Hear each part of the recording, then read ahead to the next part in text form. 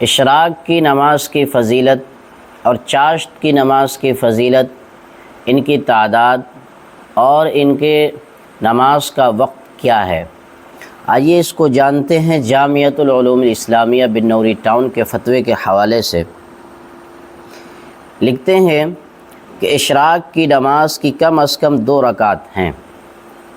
اس نماز کے بارے میں حضرت انس رضی اللہ تعالیٰ عنہ سے روایت ہے کہ رسول اللہ صلی اللہ علیہ وسلم نے ارشاد فرمایا، جو شخص صبح کی نماز جماعت سے پڑھے پھر بیٹھا ذکر الہی کرتا رہے یہاں تک کہ سورج نکل جائے، پھر 2 رکعت اشراق کی نماز پڑھے تو اسے حج اور عمرہ کا ثواب ملے گا۔ ایک اور روایت میں ہے کہ گناہوں سے ایسا پاک ہو جائے گا جیسا کہ اس کی ماں نے آج جنا ہو۔ حضرت ابو ہریرہ رضی اللہ تعالیٰ عنہ سے روایت ہے کہ نبی کریم صلی اللہ علیہ وسلم نے فرمایا کہ جس نے اشراق کی نماز کی پابندی کی تو اس کے گناہ بخش دیے جائیں گے، گویا اس کے گناہ سمندر کے جھاگ کے برابر کیوں نہ ہو۔ یہ تو اشراق کی نماز کی فضیلت ہوئی۔ چاشت کی نماز کے تعلق سے، چاشت کی نماز کی کم از کم رکعات 2 ہیں اور زیادہ سے زیادہ 12 ہیں، جبکہ افضل اور اوسط 8 رکعات ہیں۔ یعنی اگر کوئی کم سے کم پڑھنا چاہے تو 2 رکعت پڑھ لے، 4 بھی پڑھ سکتا ہے، 6 بھی پڑھ سکتا ہے، زیادہ سے زیادہ اگر کوئی پڑھنا چاہے تو 12 پڑھ لے، لیکن بہتر یہ ہے کہ بیچ بیچ 8۔ اس نماز کے متعلق حضرت ابو ذر غفاری رضی اللہ تعالیٰ عنہ سے روایت ہے کہ رسول اللہ صلی اللہ علیہ وسلم نے فرمایا کہ انسان کے جسم میں 360 جوڑ ہیں، اس پر ہر جوڑ کا صدقہ لازم ہے۔ چاشت کی 2 رکعت ان تمام جوڑوں کی طرف سے صدقہ ہے۔ اسی طرح ایک روایت میں ہے کہ چاشت کی پابندی اواب، اللہ کی طرف رجوع اور متوجہ رہنے والے کرتے ہیں۔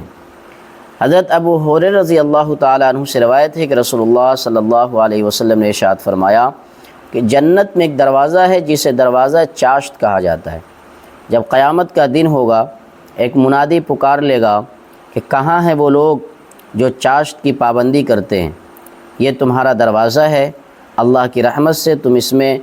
حضرت ابو ہریرہ رضی اللہ تعالیٰ عنہ سے روایت ہے کہ میرے دوست یعنی رسول اللہ صلی اللہ علیہ وسلم نے مجھے 3 چیزوں کی نصیحت فرمائی کہ جب تک زندہ رہو اسے نہ چھوڑو۔ ان میں سے ایک چیز چاشت کی نماز تھی۔ اشراق کی فضیلت بھی ہو گئی اور اس کے بعد چاشت کی بھی فضیلت ہو گئی اور اس کے رکعات بھی ہو گئے۔ اب آتے ہیں کہ چاشت کا وقت کب شروع ہوتا ہے، ختم کب ہوتا ہے۔ اشراق کا وقت شروع کب ہوتا ہے، ختم کب ہوتا ہے، اس تعلق سے ہے کہ سورج نکلنے کے کم از کم 10 منٹ بعد سے استواء شمس یعنی زوال سے پہلے تک اشراق کی نماز کا وقت ہے۔ البتہ یہ نماز اول وقت میں پڑھنا افضل ہے اور احتیاطاً سورج طلوع ہونے کے 15-20 منٹ کے بعد پڑھی جائے، جو عام طور پر معمول لوگوں کا یہی ہے کہ سورج نکلنے کے 20 منٹ کے بعد ہی پڑھتے ہیں لوگ، تو زیادہ بہتر ہے۔ اور چاشت کا وقت بھی یہی ہے۔ البتہ اس کا افضل وقت اگر سورج طلوع ہونے سے لے کر زوال تک کے مجموعے وقت کے 1/4 گزرنے کے بعد ہے۔ مثلا سورج نکلنے اور زوال کے درمیان کا وقت 6 گھنٹے ہو تو سورج طلوع ہونے کے 1.5 گھنٹے کے بعد سے زوال سے پہلے تک جس وقت بھی چاشت پڑھے یہ افضل وقت ہے۔ آگے خلاصہ لکھتے ہیں۔